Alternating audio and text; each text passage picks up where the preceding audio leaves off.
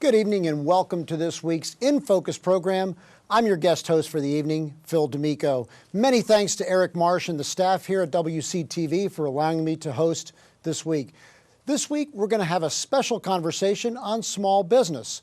And we welcome to our studio right now, Stacey Poynter, who is the State Director for the U.S. SBA. Dirk Webb is one of the directors at Bankable, out of the flagship enterprise in Anderson. And also Troy Phelps, who's the State Director for the Indiana Small Business Development Center. We're going to have a conversation with these gentlemen, but also we're going to have some other panelists joining us throughout the show. Real big focus on small business. I know it's great to have you in our community, all of you in our community. Yes. Took a walking tour. We made you walk the entire downtown today, but maybe give us some impressions on what you saw. Well, very impressed. Thanks for having me here today in Richmond. First time I've actually been downtown Richmond and spent any quality time. And we got to meet several business owners today, and boy, their passion for small business just came through. But not just their passion for business, but their passion for the community.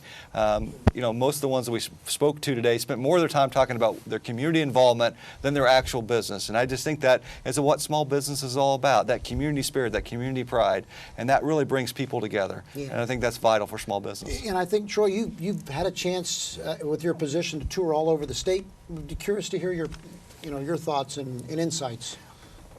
I mirror what Stacey said. The one thing that stuck out in my head the most was there's a lot of small communities that are working on revitalizing downtowns. I think you're definitely something of a role model for them to work towards. But the one thing that sticks out in my head was over and over I heard the message, it's small businesses helping other small businesses succeed. So it really removed the wall about it's not just about me, it's about we doing great things together. So it's the me versus the we.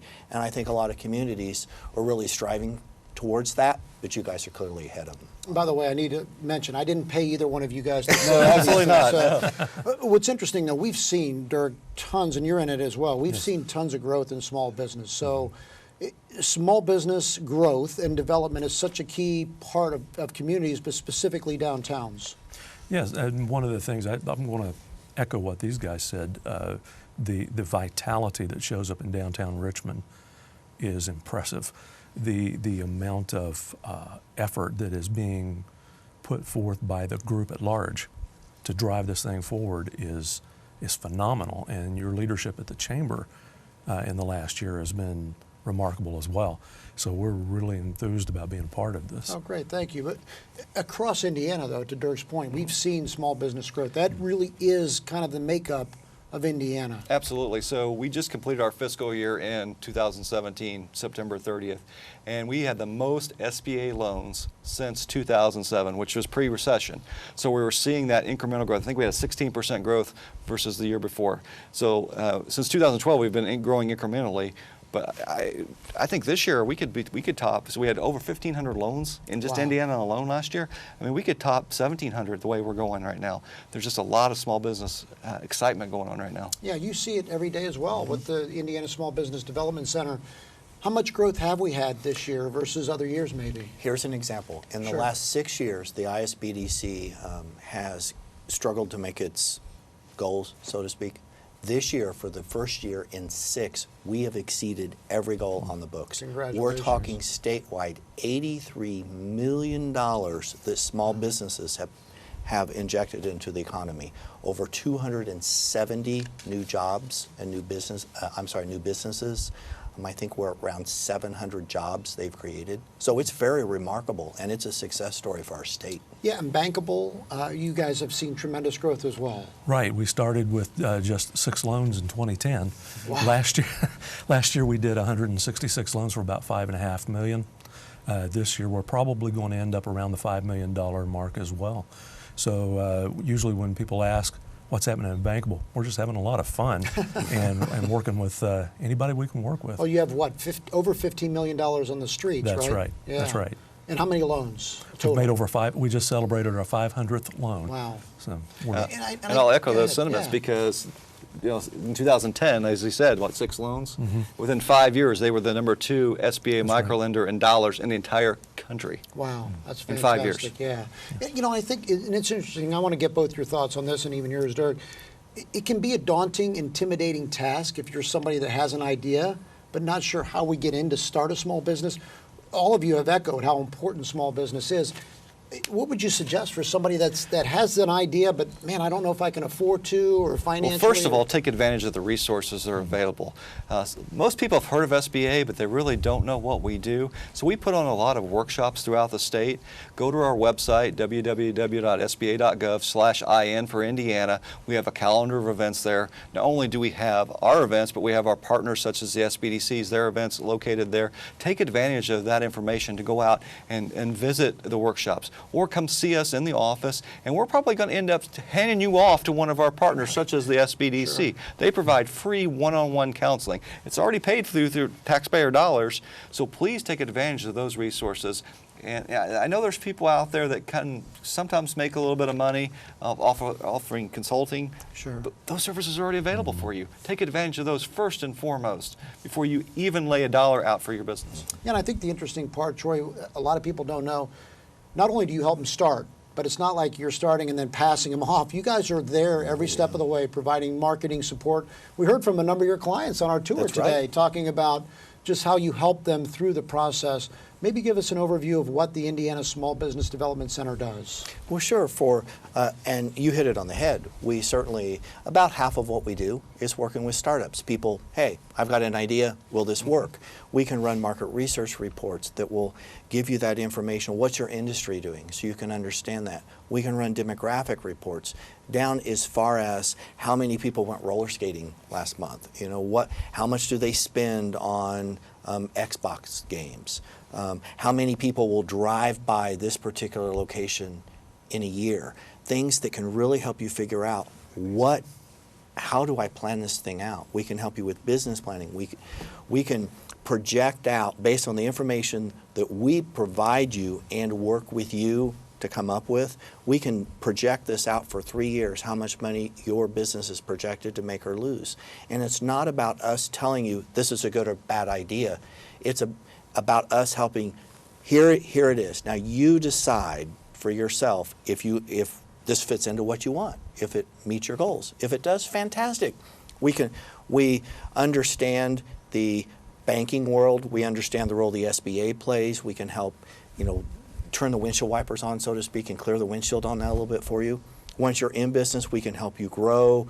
We can help you with QuickBooks, understand how to set up your accounting books.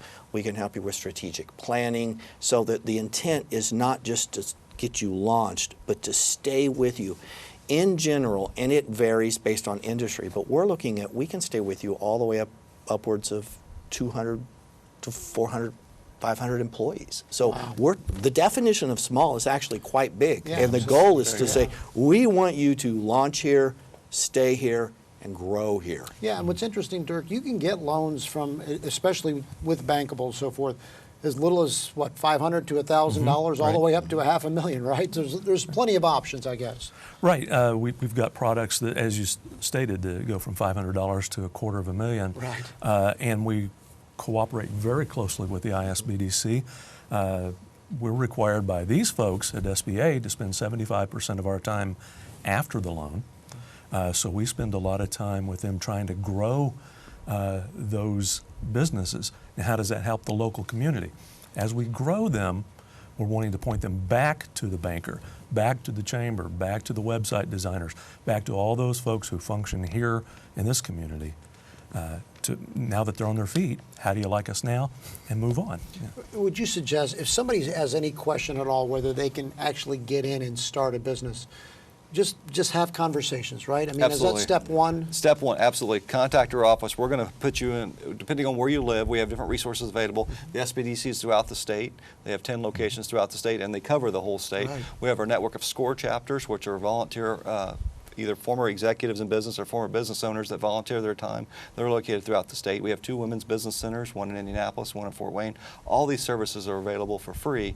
Absolutely. Give us a call. We can help set you up with those resources. What are some loan options? I want to get your thoughts as well. What are some things that people can expect to learn about when they Sure. So the first thing, I guess, when people think about SBA loans, it's actually a little bit of a misnomer because the loan is not from the SBA. We don't give money out. We actually guarantee loans. So we work with area lenders such as banks, credit unions, Bankable, Sure. to a guarantee a loan. Now, there's different loan programs out there, and that's kind of getting into the weeds. As a matter of fact, your lender will know the programs, and they'll know which program to get you into. So it's not as important that you know that. Just know that there are opportunities out there. The number one reason people get an SBA guaranteed loan is a lack of collateral.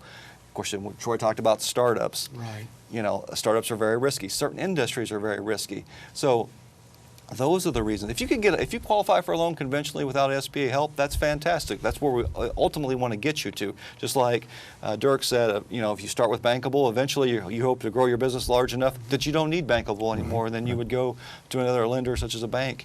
So that's kind of the idea, is to start to help you as you grow your business. Yeah, but think about what Troy said there, with all the services they provide you, that marketing information. Holy cow, if you have that information and you walk into a lender armed with that information, that's going to capture their attention right away, more so than I'm thinking about starting a business, I need some money. Okay, let's do a little research first, and that's if you call us and we can link you to folks like Troy to get you that information. So when you walk in and talk to Dirk, you've armed with this information. Very valuable. Yeah, and there are options. You might not have a credit score worthy of others that might go to a regular bank, or collateral, those kind of things. So really, there are options to help, right? It might be a higher interest rate, but there are options out there. Yeah, and they're for the risk, they're really competitive interest rates. We're somewhere around the 8% range. That's not unreasonable. And not only do we work with the borrower, but we work with maybe the banker who sent them. And we continue to have conversations with that banker. That banker is not always out of the loop, but because we want to grow them into that banking program at some point. Yeah, I do want to have a couple clarifications. Sure. So, you know, the SBA is not a higher interest rate loan. You know, we actually work with the lenders. Normally, the lenders actually are the ones that to create the interest rate, and we do set some maximums so they can't be exorbitant rates, but you actually negotiate with the lender. And you know, the SBA is not going to fix bad credit. You know, we don't. Right. The SBA enhancement guarantee is not for bad credit. Okay, it's for lack of collateral, time in business, things of that nature. You still have to have good credit. Right. Is now a good time to start a business? I mean, you talked about the growth. All of you have talked about the growth and expansion you've seen this past year. Is now a good time, maybe, and what makes now a good time? I think it's a fantastic time. I mean, if you, our research shows it, because we personally have helped start more businesses this year than we have in previous years. But the lending market in particular in Indiana is much wider than what it's been between microloans and these folks, the bridge, you know, that create the bridge, and we have SBA loans and the community banks that are stepping up to the plate, and all the various resources that are out there. It's real in Indiana. We are really leading the pack in the nation in terms of here. We're setting this up. We're in the top 5 here. So I mean, this is a great time to do this. We're on the heels, gentlemen, of looking at Black Friday, Shop Small Saturday.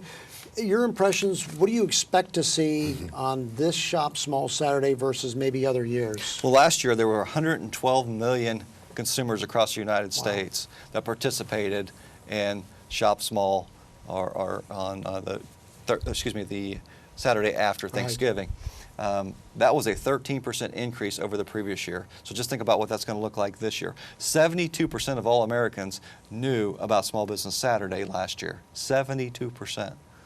That's incredible. There is kind of a new emphasis of buy local, shop local. We'll have the chamber and the mayor coming in later in the program to talk a little bit about this. But there's kind of a resurgence. I think I heard you on the tour today talking about the downtowns and the resurgence of local business and small business and the impact it has on downtowns. That's true. I mean, it's small businesses really that drive the economy. The larger businesses are the ones that make the news because they tend to have the most jobs. But when you look at the smaller communities, it's the small businesses that are putting the investment. Their kids go to school there. They're vested there. They have the personal touch behind it, saying, I am invested in this community, and it goes both ways. Because the community is their friends, it's their family members, and they're going, wow, this is fantastic, you're great, you're one of the best kept secrets. And so that resurgence is happening all over the place, especially within the rural communities, I think. Yeah, and I thought your stats are very interesting. What about the online? How has online shopping and buying, how has that affected? Well, perhaps? I think it's definitely affected, but you know, a lot of the Main Street merchants, they're selling online as well. So they're getting involved in this online shopping. And so it's not just about, you know, your consumer being local now your consumer is worldwide.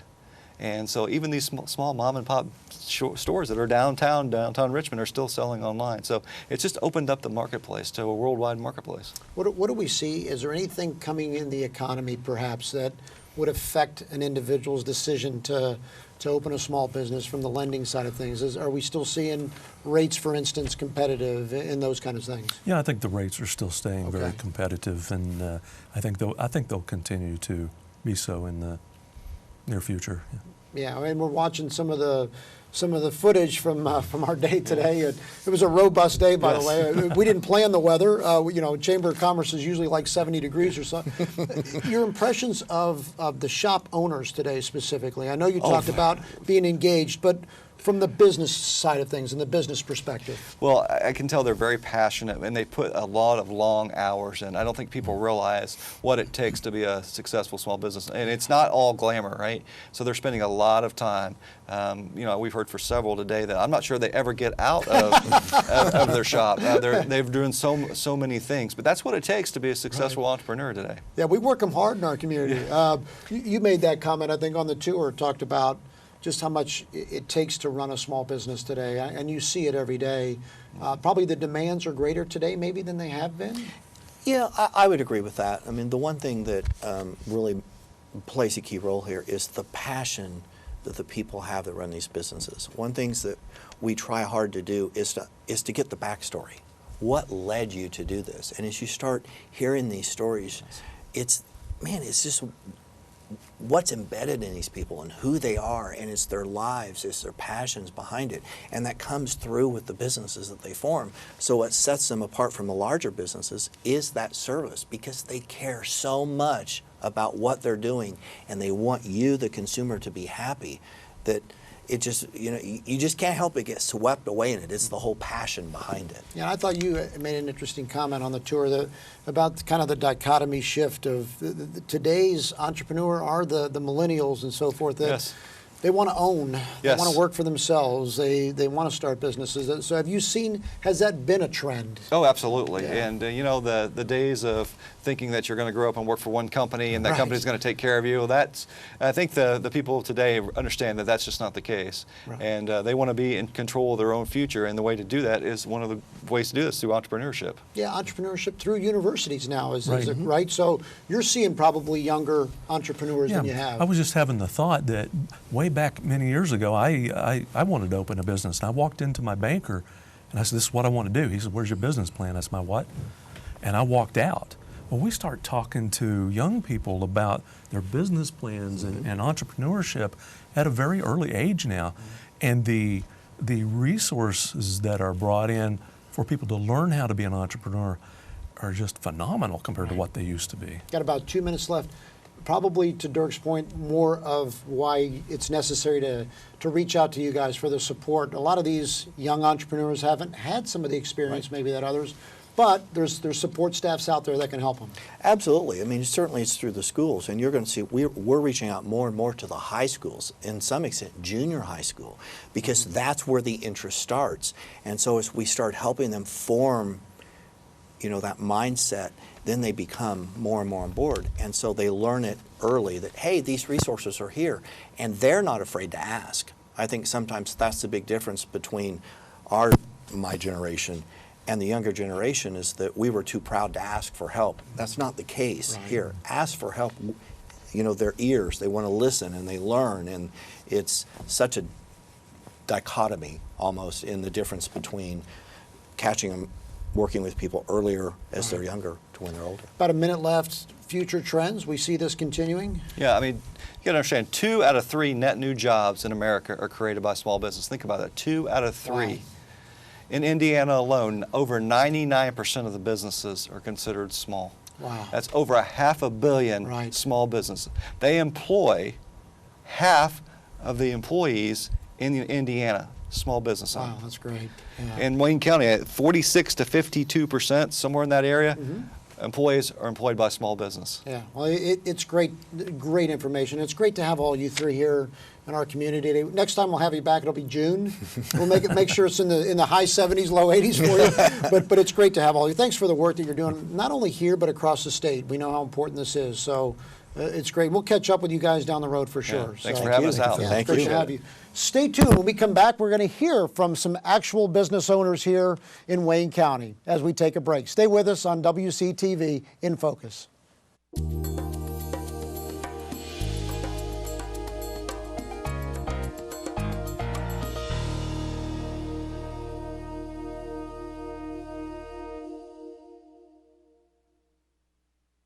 Hi, I'm Sherry Herlin, program host for Read Beside You. Join us in our next episode when I'm joined by Morgan Gunder from Read Health Alliance, where we will discuss Read Health Alliance Medicare Advantage Plan. So what they're trying to do is bring a new option for individuals here. Health Alliance has been around for more than 30 years. Watch Read Beside You on WETV, Channel 20, Thursday at 8 o'clock. Watch Wayne County Connection on WGTV Channel 11, Tuesdays at 6. I'm Michael Swigert, your host. Join me this month as I talk with Terry Poynter, Transit Manager at Roseview Transit, about public transportation in Richmond. You can walk out from your neighborhood and get on a bus stop about anywhere. You just wave at the driver and he'll pull over. It's like a big family. Watch Wayne County Connection on WGTV Channel 11, Tuesdays at 6.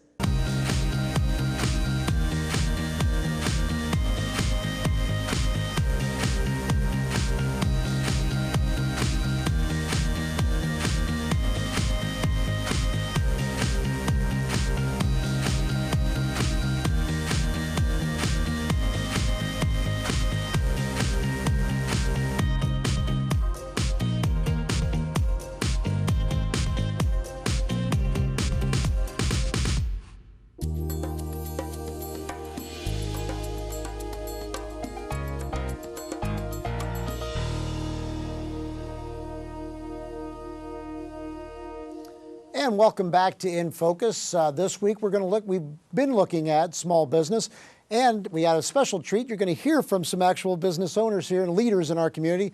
Richert from Richmond Furniture Gallery, Sam Purcell from Ply Fiber Arts, and Owanda. We've got Melinda Wilson. So great to have all of you. All of you were on the tour, which we appreciate. It was great to have just you guys involved and be a part of this. Roger, I want to start with you. We heard about the importance of small business. You've been so active within the community, not just with your business, but others. Have you seen that growth, and have you seen some of that vibrancy in small business? I believe this year is the biggest year ever. It's like I was saying, it's an overnight success, but it's taken 14 years for us. But you've seen that the fruition of so many projects have happened, and with the fulfilling of the depot finally being open, the EDC down there, all the real estate agencies, all the buildings on Fort Wayne Avenue, all the businesses downtown and things that have gone on, it's finally taken shape. And so it's exciting to see, because there's been a lot of empty buildings for a lot of times, but they're filling up one at a time, and everything's almost, it's amazing. It's amazing what's going on. You know, Sam, I've been here a year, and even in that short time that I've been here, I've seen growth and just kind of a new energy about downtown and business, and you've been a big part of that. Have you seen that as well? Oh, absolutely. I mean, it's night and day downtown from the 6 years ago that I opened my business. And you're kind of on the front end of that, right, coming into town. Give us your thoughts on downtown and some of the businesses and just what you've seen in the time that you've had your business located where you're at. Well, over the time, it seems like more are getting on board as far as working together and being a part of events going on, or when there's activities, especially with the Jack Elstro Plaza, having so many events there, it gives opportunity for the rest of our small businesses downtown to take advantage of that and to bind together to have, sales or promotions or have our doors open extra hours because of the events. Yeah, I think that, to your point, I think that's what we've seen, right? It has morphed out into, you mentioned today that when you started, there was Little Sheba's was down there. Yeah, Right that's now, about it. Now there's everything. There's coffee It's shops. everybody and- working yeah. together. That's Right. the big thing. People have to work together. The Elster Plaza has been an amazing addition to the downtown. And it is. Everybody's working together, and that's the exciting part. Real quick, we heard today from the gentleman here that there's never probably a bad time to try, right? So what advice you've worked with and mentor and worked with a number of young business executives and owners, what would you tell them if they've got an idea but they're not sure how to get it to market, basically? Well, you got to start. And, Right. and sometimes you can overthink things straight out, and you can just decide, I won't do it, because if you really think it all the way through, it doesn't make sense most of the time. But sometimes you just got to throw caution to the wind and go for it. Sure. But you have to also, you've got to get the information, and there's so much online, through the college, through the SBA, so many places that you can go now and learn, but you have to learn about business, because not everybody should be in business. Right. But if you've got a passion, and I think that's it, somebody said that, we work 24/7. I mean, I've been up since 5 o'clock in the morning, and I just work 7 days a week, Sure. but I enjoy it. And so it's what I like to do, but you have to want to go in and do things, and if you don't get into business. But if you do, learn and really study and talk to other business people. That's what you learn from. You can learn stuff from schools, which is okay, Right. but you have to learn really what's going on in real life. Yeah, I've always said you're a great guy. You need more energy is my only thing to do. Sam, you went on the limb. You moved downtown. You got a place above your store. You went on the limb. What was how does risk play in there? I mean, how much of a factor is that for young entrepreneurs like yourself? It has to be an all-in commitment. It's the only way that you make it work. And actually, one of my favorite things about my business is that I live above it. I have the opportunity to be able to work in my business and go up to my home at the end of the day and know that I accomplished that. There's not much more satisfaction than being able to do that. Yeah, and you have a few entrepreneurial ventures going right now. What is it? What advice would you have for young entrepreneurs, or how would you go about getting started? Don't limit yourself. Sure. I mean, as you know, I do have several things. So I mean, don't limit yourself. If you have a passion for it, you can go for it. But as Roger mentioned, do your research. You need to learn about whatever field you're going to be getting in, but also, go and get advice from those that have been there before, and the business centers, just like the SBA and the SBDC that was here, and even the Chamber of Commerce is a good resource for that. But network with other people to build your base in order to move forward for your clientele and your suppliers and your artist or whatever. The biggest challenges today, Roger, running a business? I mean, you talked about the 24/7 kind of approach, but there are challenges, right? The daily challenges, the daily grind. Challenge. I mean, you feel like a fireman. You're putting out fires every day. But probably still the biggest challenge is finding good employees that have any of the passion that you have for the business. And once you find a good employee, is to make sure they stay with you. And we've been lucky over the years to get that good employee, but you still have a lot of turnover, and with all the businesses we have, and that's the hardest thing, is finding the good people that want to work and want to be part of things and want to be part of the growth and want to be part of the community too. Because not everybody wants to be dressed up in Christmas costumes at Christmas time. I mean, some people really hate that. Well, you can't work for me if you don't like Christmas. It's just the way it is. Right. We dress up, we have fun. Yeah. Well, so from your perspective, because staffing, maybe not so much, but what are some of the challenges in kind of where you are pretty much the sole operator? So what are some of those challenges, Sam? I would say for me, one of the biggest issues is competing with online business. And in order to compete, we have to make sure that what we're providing isn't just a product, it's an experience. So we focus a lot on making sure our customer service is excellent, that people feel at home when they come in our store. You're not going to get that on a website. Making sure that we have classes and events. that's how we make it work. That's a great point. And how about for you, Melinda? Actually, several things that Sam, mentioned are the same in our business. You want them to have an experience. It's not just going shopping to grab something. And with, ours being the artist in our business, it's not something that you can go to a department store and get or online and get. So you make it exceptional to them, provide information and be educated to what you're selling to the client, and that way they become associated with that and they feel like they have something of value. Yeah, so let's talk about Black Friday and Shop Small Saturday. That's historically been a time for a lot of the big box people. How do we draw people to our downtowns and your area and certainly I think the the downtown? uniqueness. People want unique gifts, unique items, unique things, and you certainly provide them, and so do we. We, as a destination, a unique place to come shop, and we've embraced the internet. We've actually put kiosk in. I started with one kiosk where we can go on and buy everything online right at our store, right. And now I've got them on all my stores. And it's like, and you just swipe it, and that's what I want, and we can order, and we can take care of it for you too. It's not like it comes to your house and, hey, good luck. It's like we can get it right here online for you and have it and service it for you. How do we get people? I know you're going to be very active, and we'll talk about the Shop Small Saturday. First off, maybe give us an overview of the Shop Small Saturday, and then talk about how we can draw people downtown. Well, Shop Small Saturday is one of my favorite days of the year. It's a real opportunity for us to show appreciation for the entrepreneurs in our community who choose to invest in our community. It is more selfless than most people realize. So for our downtown this year, we're actually doing a partnership between the brick and mortar stores and local artists and crafters to create a trunk show tour through the downtown.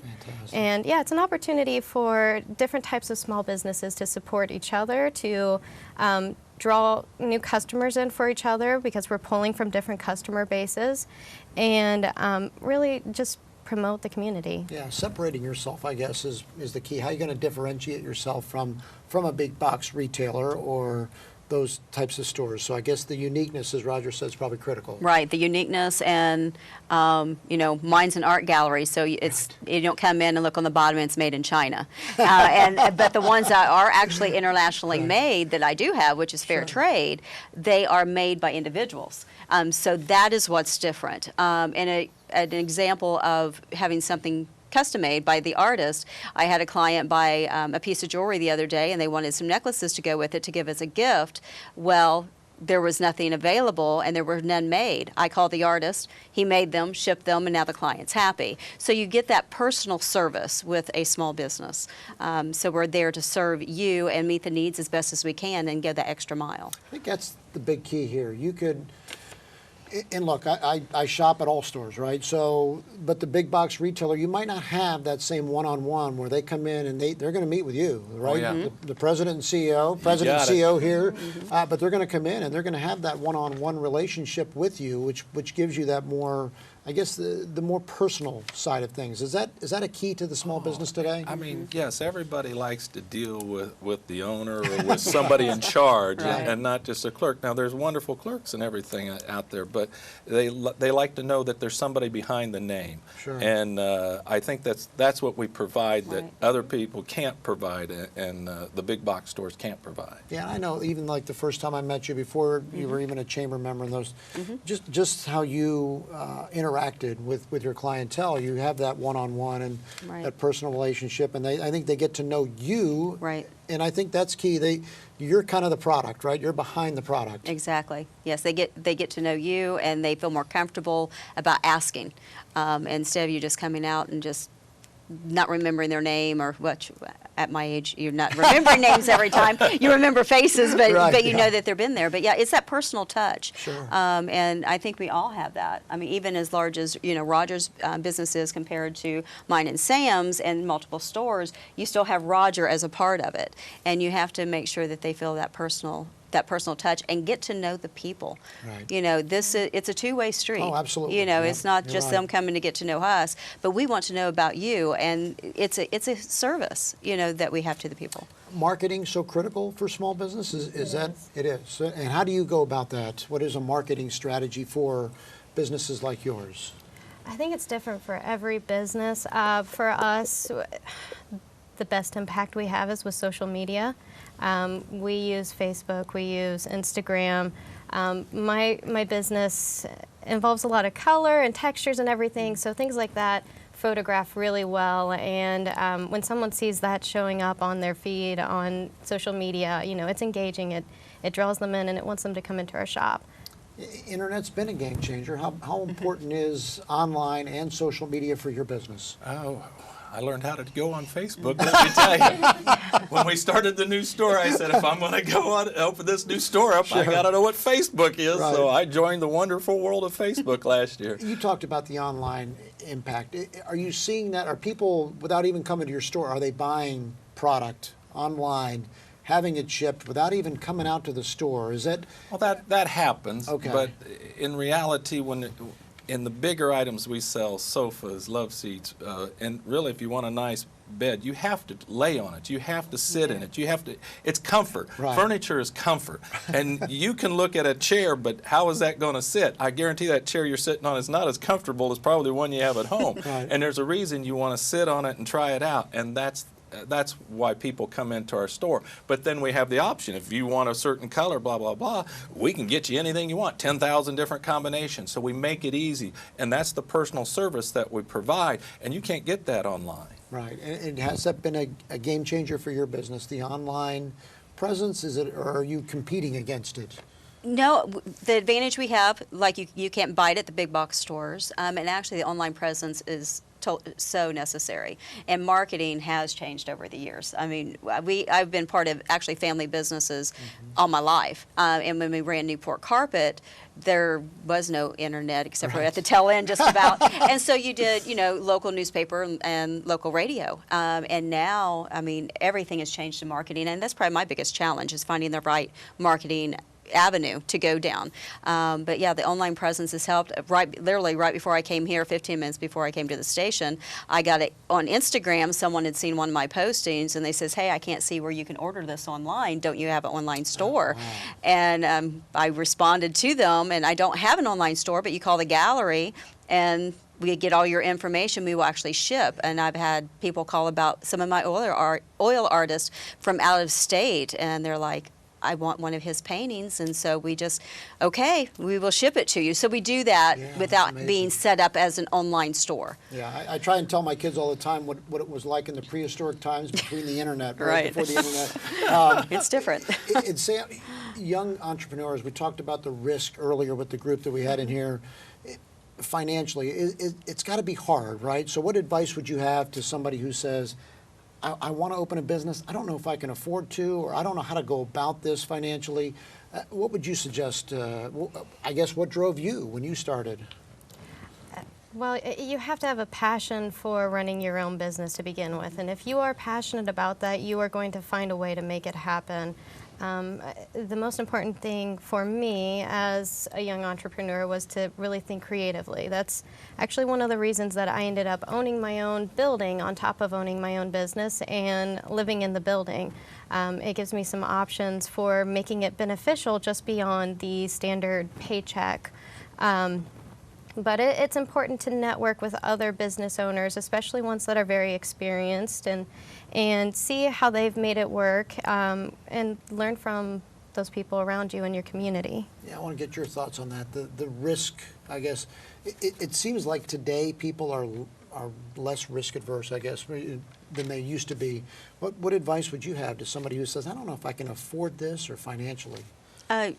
Check your finances, but yeah, you have to have that determination. I mean, if you're not committed to it and have that determination and willing to work 24 hours a day, one difference with Roger and myself, he was up at 5 o'clock and going strong, while I was up till almost 2 o'clock, and I slept a little later. So I do the nights, but you have to be determined and be committed to it, or else you're not going to make it. And it does take time for it to see the fruition of it. But yeah, you just be focused, network with other companies and other people to see where to go. Yeah, I thought it was interesting, the story you shared with the walking tour today. You talked about you didn't have a dime when you started your business, didn't know how you were going to do it. What led you, what drove you to do that? just determination that I'll do whatever it takes. And Right. that's what, you know, I still will sweep the floors, clean the toilets, I'll paint the walls, I'll do whatever it takes. I mean, when I walk through my parking lot, I pick up trash. I mean, I'm out there hanging Christmas lights now. I mean, you do whatever it takes to make it work. And I think that's the big thing. You got to have that determination. And if you don't get into business, because it's not all roses. I guarantee. I mean, we struggled and struggled and struggled for years before things finally take off. And I laugh about that, but you know, you spend 20 years working at something, and finally it starts paying off, and it's like, okay, now it's working good. But everybody thinks, oh, look at this. And you go, no, man, you weren't here when we started with nothing. There's a lot of sweat equity that goes in. Oh my gosh, yes. Yeah, Sam, you said, yeah. I mean, you're doing all the stuff that Roger was talking about, right? Yeah, that's. We just purchased a second building, and we do all the renovation work ourselves, and lots of 2 a.m.s, 3 a.m.s, 4 a.m.s, 24 hours, and you've got to think beyond the hours. There has been a refocus here of buy local. We're going to have Melissa Vance from the Chamber here coming up shortly, talk about the buy local program, but there is a new importance placed on trying to support local individuals like yourself. Have you seen that? I've seen a lot of change in attitude over the past few years. They are wanting to buy more from the smaller towns and the small businesses. They like the unique character of it, to buy from a boutique, and the people are enjoying that. And there's especially with the millennials, I think, made more of an awareness of, you know, buying made products instead of factory products. They want that personal touch to it, and even artisan foods. You know, the health factor of that, going green. And that's kind of leaning more towards specified businesses. But that's what I'm saying in my business, that people are wanting to, you know, support those type of businesses more so, and there's a lot of talk about that. Yeah, we've seen an increase, right? As far as people, an increase in importance, an awareness. We actually have customers come in and say the reason they're buying from us is because what we've done has helped the community and how we work together, and the festivals and just everything that goes on, from the Avenue of Flags to the Mural Festival to all these different things that we're involved in, that we were able to be involved in because of our business. They come in and say, we want to help support you because you support the community we live in. I mean, we support the schools, we support so many organizations, the Boys Club, Girls Clubs, all these different organizations. And so that means something, because these big places, they don't. And they do it on a national level, but not in the local, where you actually see things happening. What makes a difference, where you can change one child's life, that type of thing. And so we get a lot of customers that come in and tell me that. It makes us feel good too, to think we're at least doing it the right way, and whether we know what we're doing or not, it makes us feel good about it. Absolutely. I want to get, we have about a minute left. I want to get your thoughts. Where do you see the trend? You're so immersed now in downtown with owning a building. 2 buildings, actually, one, and then where you live and have your business. Where do you see things going? Where do you see the trends? Like Melinda said, I think a lot of people around my age are hyper-focused on local, on growing their community, on grassroots efforts to make things better for your neighbor. And small businesses, that's exactly what they are. So in my mind, we're just going to see that continue to grow more and more, and we're going to see that in our downtown. I'm really excited in our downtown over the next couple of years to see the downtown and Depot district start to kind of grow together with the development of the loop. And yeah, we saw that today. Yeah, form a full neighborhood. We took them on a nice robust walk. You have to when it's 39 degrees. But real quick, Black Friday, Shop Small Saturday predictions. I want to get It's going to be big. It's going to be big, yes. You're going to be busy? You gearing up? Oh, yes, we're gearing up. You're ready to go? Sam, your thoughts? Do we see more success this year than last year? Absolutely. Yeah. Your thoughts? Well, to say, compared to both years, I didn't open until my ribbon cutting in December of last year, but I'm looking forward to it. You hear a lot of buzz on the streets, and people shop that weekend, and they're liking what they're seeing as far as the smaller businesses, and I think it's going to be busy. Yeah, I remember when we had that ribbon cutting. Has it been a year already? December the 9th. Roger, I'm getting old, brother. Yes, I mean, December the 9th. But congratulations to all of you. Thank you so much for everything that each and every one do in our community. I think that's you've all become friends, which is great, but I have so much respect for what you're doing with your businesses. So thanks again for everything you did today as well. So we'll have you back on. We'll check in on you. We'll Thanks see for how you're having doing. us.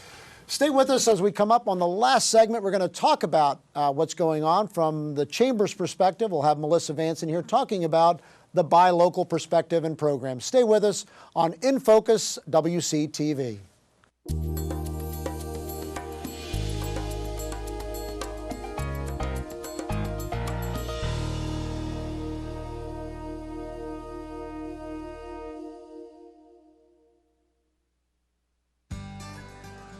Hi, I'm registered dietitian Jennifer Stockler. And I'm Chef Dugan Wetzel. We are the hosts of iHeart Cooking. On this month's episode, we are going to be talking about grilled main dishes. We have a special guest with us. Mayor Snow's here to help us do some vegetarian meals on the grill.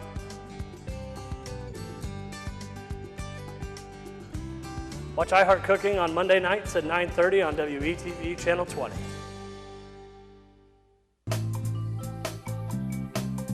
Hi, I'm Tim Scales, the Director of the Center for Entrepreneurship and the host of In Your Business, a television show where we talk to entrepreneurs. We learn about their business, how they started their business, where their business is today, and all the different things that go on with business. On our next episode, we'll visit with Phil D'Amico from the Wayne County Chamber of Commerce. The next wave of growth is going to come from is the innovation and entrepreneurship that's happening on... Watch In Your Business on Tuesday nights at 9:30 p.m. on WCTV Channel 20. Watch the next episode of Chamber Chat on Channel 20 WETV. This month, we are on location in Centerville, Indiana, talking with Steve Terzini, Beth Treaster, and Kyle Turner. Yes, and that's the kind of momentum that we have to continue to build upon.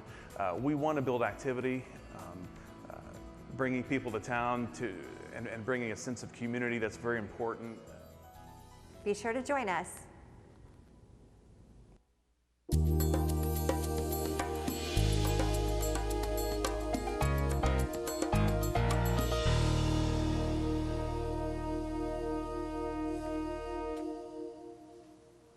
And welcome back to In Focus. And this week our focus is on small business. We saw an advertisement for Chamber Chat. Want to make sure this isn't Chamber Chat. This is In Focus WCTV.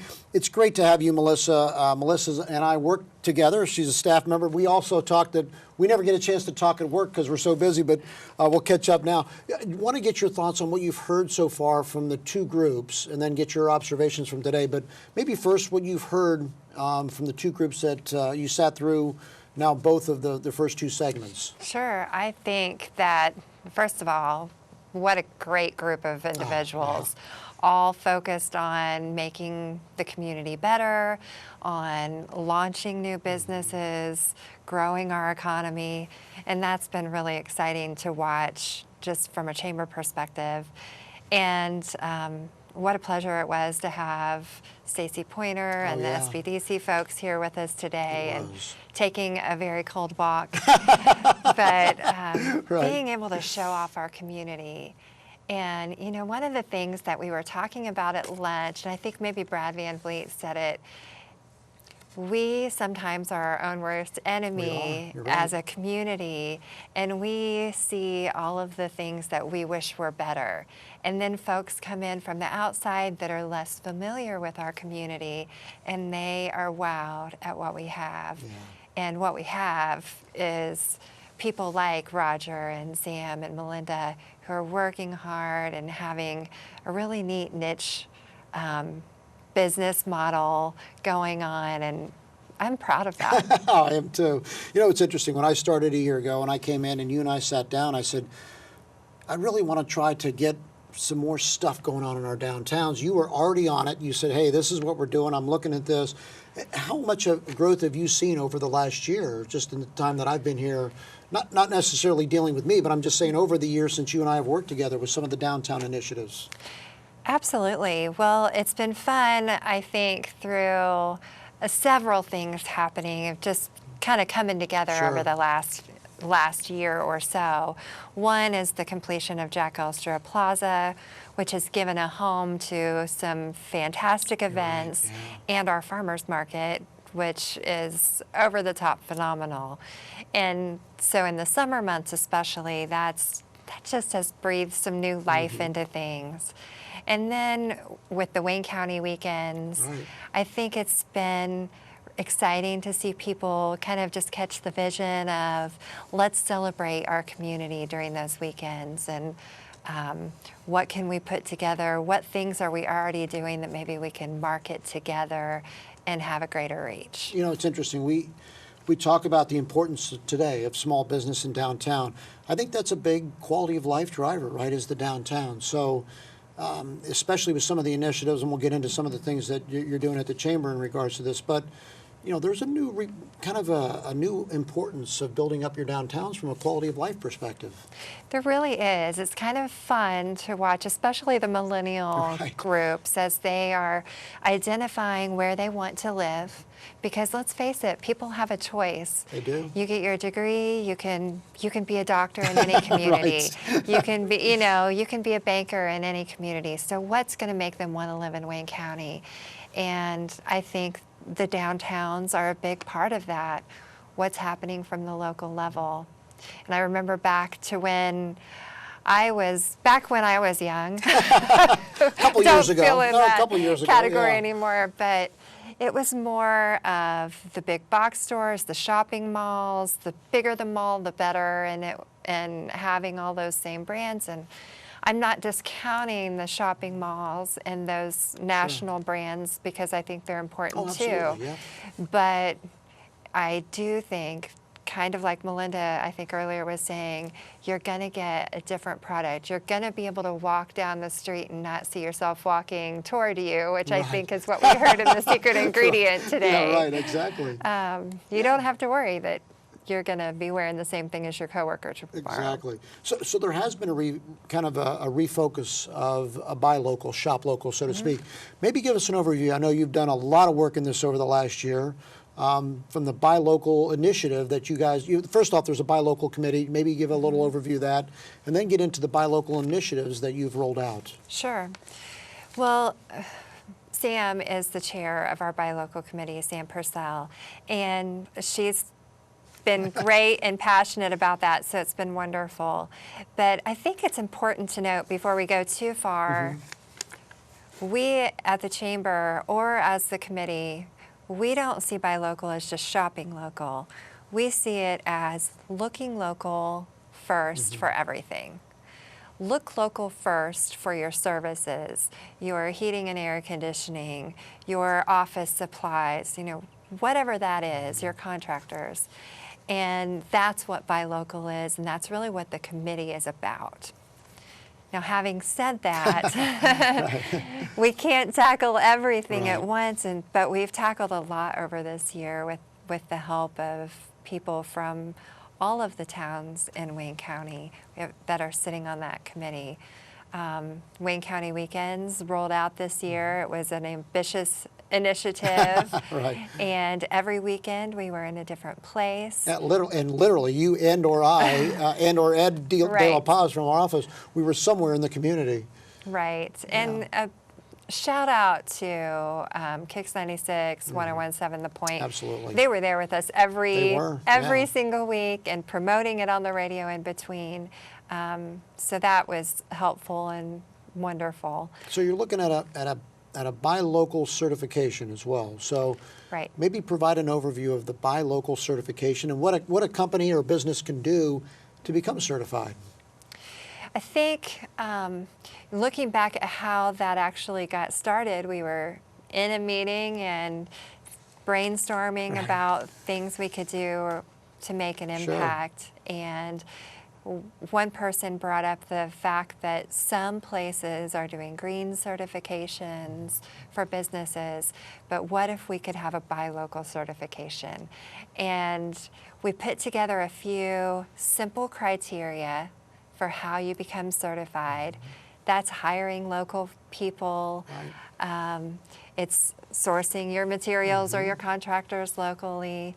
And a few other things, obviously being a chamber member. That's we hope, important. yes, yeah, we hope. But once they submit their application, it's an easy approval process. They will be getting a certificate and then a little vinyl cling that they can put on their window stating that they are buy local certified. It's just a way of celebrating the fact that they're locally minded. Yeah, and what do you think some of our biggest needs are when you look at our downtown? We're far from perfect, but we found out today that we're a lot better than maybe sometimes we give ourselves credit for, as you mentioned earlier. What do you think are some of the challenges that remain? Well, I believe that we need to have more people living downtown. Yeah, great so point. we have some fantastic business owners living upstairs through the upstairs housing grant, but I think that needs to continue to grow. Yeah. And if the more people we have living downtown, the better that will be. Secondly, it's been fantastic to have Reed downtown because it's brought people that aren't retail downtown working every day, becoming shoppers or restaurant goers. And it would be nice to see a little more of that as well if there are other businesses that make sense locating in that area. Maybe some after 5 o'clock traffic as well, right? Right. To get people at nighttime. Absolutely. That would help some of the vibrancy. It'd be nice to have, restaurants that have a passion for staying open later, coffee shops, or some sort of experience in the evenings to keep that going. Yeah, what do you see? So we talked a little bit today about Shop Local Saturday. Where do you think, we got about 2.5 minutes left, where do you think that trend is going? Where do you think you'll see this year? How much activity? I think it will be fabulous. And maybe I'm optimistic, but I'll remain optimistic. But I think it will be fabulous. Not because of anything necessarily, any one thing, but because of a whole group of things, a whole group of people. And, again, the passion for finding that specialized gift or just supporting your neighbor in their business. Well, in addition to a lot of your duties, I know membership is one that you've really worked hard at and has been a huge part of our growth this year at the Chamber. We're seeing smaller members, right? So you're seeing smaller businesses. So that must mean a trend here is smaller business growth in our community. Is that what you're seeing as well? Absolutely. And part of that, I think, is some of the educational opportunities that the Chamber is able to offer, marketing seminars, or how do you budget for your business, or some things with the SBDC that we can partner with, bringing those opportunities for the small business that doesn't necessarily have a budget for that. Right, yeah. And we saw today, I think, kind of having maybe mentors within each other, mentors within business owners. You're on some of the committees that downtown. Do you hear a lot of that dialogue amongst the business owners? I do. Yeah. I think they are starting to see each other as cheerleaders, as partners in the whole plan of growing their business instead of competitors. Yeah. I think we might have the idea that if there are two clothing stores that they're competing, but what I'm seeing with the Downtown Business Group or the Depot District or other places is they're really partnering together and helping. That old adage, all boats rise with the tide. Yep. That's what we're seeing. Well, thanks for the work you're doing on Buy Local. And you and I, this is a staff meeting. Thank you for everything you do for me as well and for the Chamber. It's I think the focus has been great to just engage some of the folks that we have. So keep up the great work. As always, I appreciate it. And thanks for all you're doing for the community as well, and certainly in this area. What a great day. We've had a very special conversation today on small business. We want to thank all of you for viewing tonight's program. I want to thank everyone here at WCTV. In Focus, stay with us and watch us next week as well. In Focus, WCTV, I'm Phil D'Amico.